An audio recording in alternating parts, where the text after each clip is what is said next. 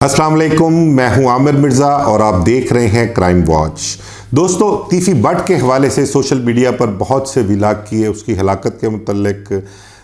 क्या कुछ होता रहा। मोहसिन बेग का एक व्लॉग आया, उसके बाद एक तूफ़ान उमड़ आया आईजी पंजाब सुहेल जफर चट्ठा पर जो इल्ज़ामात लगाए गए जावेद बट के कत्ल के हवाले से, तीफी बट की हिलाकत में पैसों की इन्वॉल्वमेंट। अच्छा, उसके बाद फिर मैंने एक प्रोग्राम देखा कि तीफी बट के हवाले से एक व्लॉग किया, हमारे एक दोस्त है उन्होंने, तो वो कहते हैं कि तीफी बट ने 3 शनाख्ती कार्ड और 2 पासपोर्ट बना रखे थे और वो इनको यूटिलाइज़ भी करता था और इस्तेमाल भी करता था। तो इस हवाले से मेरी अक्ल जो थी ना, वो कुछ मानने को तैयार नहीं थी कि कोई शख्स जो है वो इंटरनेशनल ट्रैवल करता हो, दूसरे ममालिक में सफ़र करना है, वहाँ पर उसने पासपोर्ट भी यूज़ करना है, उसने आईडी कार्ड भी यूज़ करने हैं, तो वो 3 आईडी कार्ड और 2 पासपोर्ट किस तरह से यूज़ कर सकता है। चले, अगर इस मंतक को मान भी लिया जाए कि 3 पासपोर्ट भी बनाए 3 आईडी कार्ड भी बनाए हुए हैं और 2 पासपोर्ट भी बनाए हुए हैं, तो वो उसको यूटिलाइज़ किस तरह से करेगा। आया कि उस शख्स के अंगूठे जो थंब इम्प्रेशन है, जो उसके दोनों हाथों के उंगलियों के निशान हैं,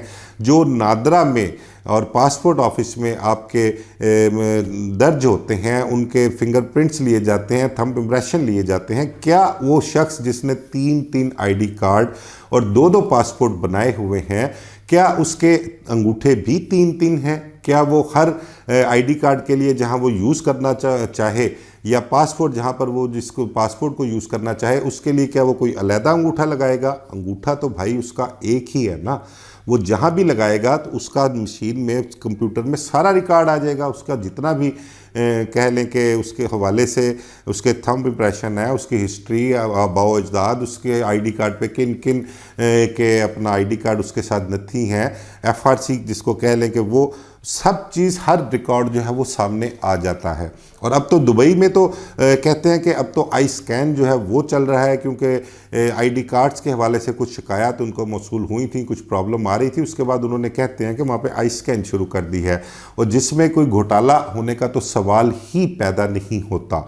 तो ये मंतक मेरी समझ में नहीं आई कि ये इस व्लॉग की मंतक क्या थी, या ये मोहसिन बेग साहब की जो प्रेस कॉन्फ्रेंस हुई थी, उन्होंने तीफी बट के हक़ में वो प्रेस कॉन्फ्रेंस की थी, पुलिस को खासा लताड़ा था उन्होंने आईजी पंजाब के मुतल्लिक, जो उन्होंने कहा कि आईजी पंजाब के ऑफिस में जावेद बट जो तीफी बट का बेनोई था उसकी तस्वीर उतारी गई, उसके 1 माह बाद उसका मर्डर हो गया, बहुत सारे पैसे दिए गए उसके तीफी बट की हलाकत के लिए। सुहेल जफर चट्ठा साहब को भी उन्होंने बड़ा मुतनाज़ा इस हवाले से अपनी इंटरव्यू में कहा था। उसके बाद ये मुझे नहीं पता लगता कि ये 3 आईडी कार्ड और 2 पासपोर्ट वाली खबर जो है ये किसके कहने पर चलाई गई, क्यों चलाई गई, इसका मकसद मुझे समझ नहीं आया। वो हमारे बड़े अच्छे दोस्त हैं और समझदार भी हैं, लेकिन उनको भी ये सोचा नहीं, उन्होंने उसको सोचना चाहिए था, देखना चाहिए था कि ये 3 आईडी कार्ड्स बनाने का मकसद क्या है,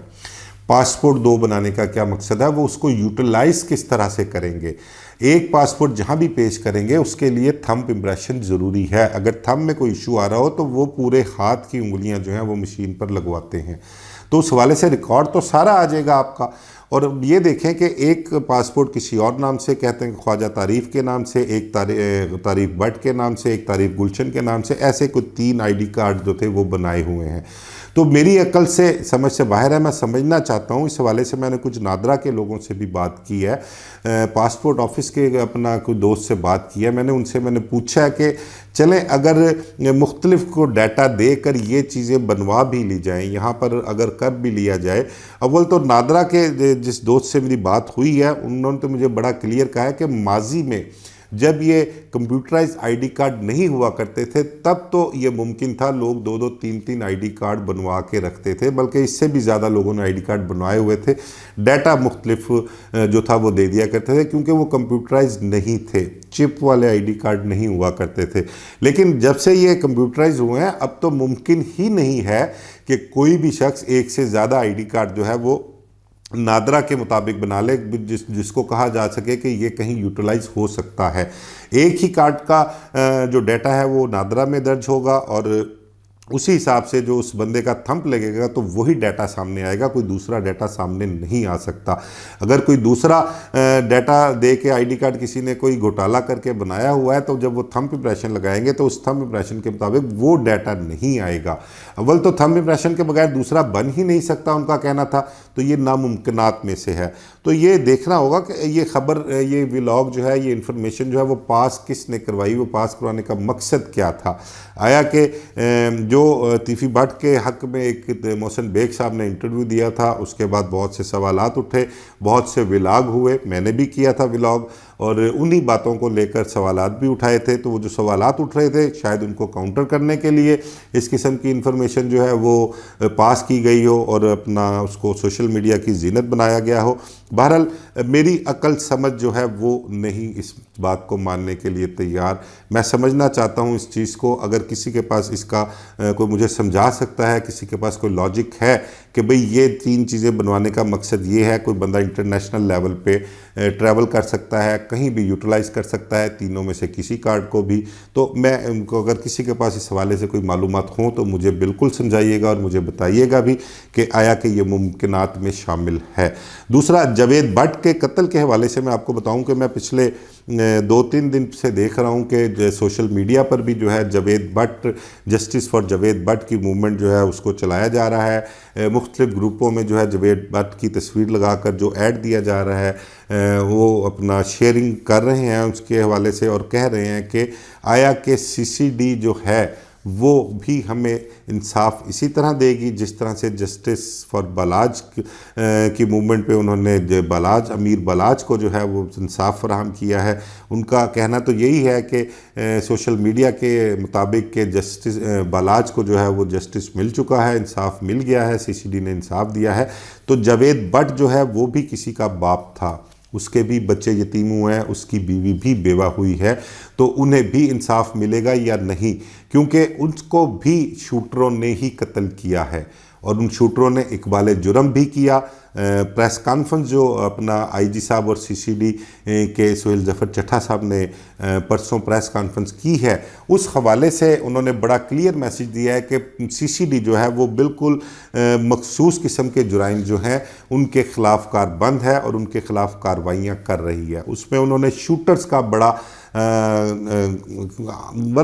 क्लियर अल्फाज में ज़िक्र किया कि जो शूटर और जो उजरती कातिल हैं उनके ख़िलाफ़ जो है वो CCD जो है वो एक्टिव है। ये वो जो लिस्ट उन्होंने एक बयान की थी अपनी प्रेस कॉन्फ्रेंस में कि जी CCD किन किन जुराइम के ख़िलाफ़ कारबंद है, उनमें ये शूटर्स का बड़ा अहम तस्करा उन्होंने किया था। तो जावेद भट्ट को कत्ल करने वाले भी तो शूटर्स ही थे। वो शूटर्स जो गिरफ्तार होकर जेलों में चले गए थे, उसके बाद अब वो ज़मानतों पर बाहर आ चुके हुए हैं, वो कहाँ पर हैं शूटर्स, उनका कुछ पता है? उनके मुतल्लिक CCD ने कोई कोशिश की है कि उनका कोई सुराग लगाया जा सके? उन्होंने भी तो पैसे लेकर ही बंदा मारा था ना, और इस चीज़ का उन्होंने पुलिस तफ्तीश में इकरार भी किया। तो इस हवाले से जावेद भट्ट की जो मूवमेंट है इंसाफ के लिए, उसके वर्सा जो हैं वो भी एक्टिव हुए हैं और वो भी गाहे बगाहे CCD से डिमांड कर रहे हैं। बल्कि एक इतला ये भी थी कि उन्होंने कोई एप्लीकेशन भी दी है कि जावेद भट्ट के कत्ल की तफ्तीश जो है वो भी CCD करे और CCD के सुपुर्द किया जाए और जावेद भट्ट को भी इंसाफ फराहम किया जाए, उन शूटर्स को भी सामने लाया जाए और उन शूटर्स के ज़रिए जिन्होंने ये जावेद भट्ट को कत्ल करवाया था उनको भी सामने लाया जाए और उन्हें इंसाफ फराहम किया जाए। ये एक पिछले 2-3 दिन से 4 दिन से मैं देख रहा हूँ मूवमेंट वो चल रही है। सोशल मीडिया पर भी कुछ प्रोग्राम व्लॉग हुए हैं, वो भी देखे हैं, और कुछ मुख्तलिफ प्राइवेट ग्रुप्स में जो हैं वो भी ये चल रहे हैं मामला जावेद भट्ट के हवाले से। दूसरा, तीफी भट्ट की हलाकत के बाद जो उनके फैमिली के मामला चल रहे हैं उस हवाले से मैंने आपसे एक व्लॉग में जिक्र किया था कि ये नून लीग का हिस्सा थे। लास्ट टाइम जब नवाज़ शरीफ साहब जो हैं वो वापस आते हैं वतन, उनका उन्होंने जो उनकी वापसी पर इस्तकबाल था उस हवाले से, उनका जो मीनार पाकिस्तान में जलसा था उस हवाले से तीफी भट्ट और उसके ख़ानदान ने क्या किरदार अदा किया था, कितना उन्होंने लोगों को इकट्ठा करके उनके लिए वसी तर लंगर का इस्तेमाल किया था, उनको मीनार पाकिस्तान जलसे में भिजवाया था, बड़े जलसे करवाए थे, बैनर्स, फ्लैक्स, बड़ा कुछ उन्होंने इस हवाले से किया था। वो ये सारी चीज़ें सोशल मीडिया पर मौजूद हैं, इनमें कोई नई बात नहीं है। तो वो नून लीग का हिस्सा थे, लेकिन नून लीग की हुकूमत में ही ख्वाजा अज़हर गुलशन जो तीफ़ी भट्ट के बड़े भाई हैं, उन्होंने बल्कि तीफ़ी भट्ट की तदफीन से पहले ही, तदफीन क्या बल्कि अभी तीफ़ी भट्ट की लाश जो है वो भी उन्हें नहीं मिली थी। रहीम यार ख़ान के अपना मुर्दा खाने में ही लाश थी तीफ़ी भट्ट की। उससे पहले ही उन्होंने एक बयान दिया था कि मियाँ मोहम्मद नवाज़ शरीफ और वज़ीर आला पंजाब मरीम नवाज़ शरीफ ने मेरे भाई की मौत की सूरत में मुझे जो तोहफ़ा दिया है वो तोहफ़ा मैं कबूल करता हूँ। तो इस हवाले से भी चल रहा है कि उनका फ़ैसला आइंदा आने वाले 2-3 रोज़ में क्या होगा, वो क्या करने जा रहे हैं, उन्होंने क्या करना है। उनका नून लीग से जो है वो मतलब कि वास्ता ताल्लुक़ जो है वो ख़त्म होने जा रहा है, ख़त्म कर दिया है या करना चाह रहे हैं, और अब वो किस तरफ जा रहे हैं, इस हवाले से आने वाले 2-3 दिन में कोई फ़ैसला होगा और मामला जो है वो सारे सामने आएंगे। तो जिस तरह भी इस हवाले से कोई अपडेट आती है, जो भी मामला होंगे वो आपके सामने रखेंगे। जो ID कार्ड और पासपोर्ट के हवाले से ख़दशात तहफ़्फ़ुज़ात थे, मेरे समेत बहुत से लोगों को है। सोशल मीडिया पर लोगों ने बातें भी की इस हवाले से, प्राइवेट लोग जो है वो भी डिस्कस कर रहे हैं। और जावेद भट्ट के इंसाफ के हवाले से मामला जो चल रहा है वो सारे मैंने आपके सामने रखे। अपने कमेंट्स ज़रूर दीजिएगा, अपनी राय से ज़रूर आगाह कीजिएगा, फिर उसके मुताबिक जो है आपको मज़ीद आगाही जो है वो इस केस के हवाले से दी जाएगी। मुझे इजाज़त दीजिए। अल्लाह हाफ़िज़।